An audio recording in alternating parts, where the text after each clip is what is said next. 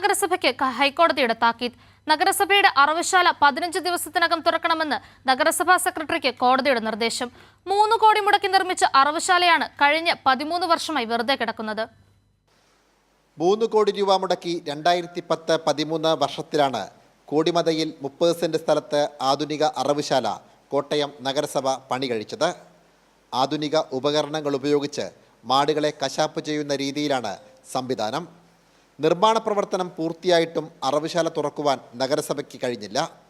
ഇതോടെ meet industries association 2019 കോടതിയെ സമീപിച്ചു.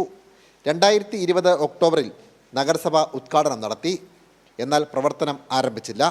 അസോസിയേഷൻ വീണ്ടും കോടതിയെ സമീപിച്ചപ്പോൾ 3 മാസത്തിനുള്ളിൽ പ്രവർത്തനം ആരംഭിക്കുമെന്ന് നഗരസഭാ സെക്രട്ടറി സത്യവാങ്മൂലം നൽകി.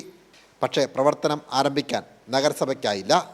വീണ്ടും അസോസിയേഷന്റെ ഇടപെടലിനെ തുടർന്നാണ് ഹൈക്കോടതി നഗരസഭയ്ക്ക് താക്കീത് നൽകിയിരിക്കുന്നത്.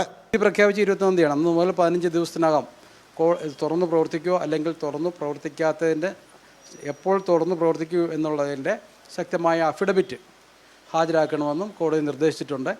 അങ്ങനെ കേരളത്തിൻ്റെ പല ഭാഗത്തും ഏതാണ്ട് ഈ സ്ലോട്ടർ ഹൗസുകൾ പണിത് പൂർത്തിയായിട്ടും തുറക്കാതെ കിടപ്പുണ്ട്. ആലപ്പുഴ, എറണാകുളത്തെ തൃപ്പൂണിത്തറ, ആലുവ, പെരുമ്പാവൂർ ഈ നഗരസഭകളിലെല്ലാം കശാപ്പുശാലകൾ പണിത് 95% പൂർത്തിയാക്കി. എന്ന് പറഞ്ഞാൽ കെട്ടിടം പണിയും, സ്ഥലമെടുക്കും, യന്ത്രസാമഗ്രികൾ സ്ഥാപിക്കും, ഉദ്ഘാടനം ചെയ്യത്തില്ല. അറവുശാല തുറക്കണമെന്നാവശ്യപ്പെട്ട് പ്രതിപക്ഷം നിരവധി തവണ പ്രമേയമായി കൗൺസിൽ യോഗത്തിൽ ഉന്നയിച്ചിരുന്നു. എന്നാൽ പ്രശ്നപരിഹാരത്തിന് നഗരസഭയുടെ കാര്യമായ ഇടപെടൽ ഉണ്ടായിരുന്നില്ല.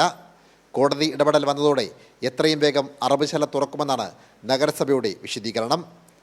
സാംജിത് ആർപ്പൂക്കരയ്ക്കൊപ്പം സനോജ് സുരേന്ദ്രൻ, കൈരളി ന്യൂസ്, കോട്ടയം.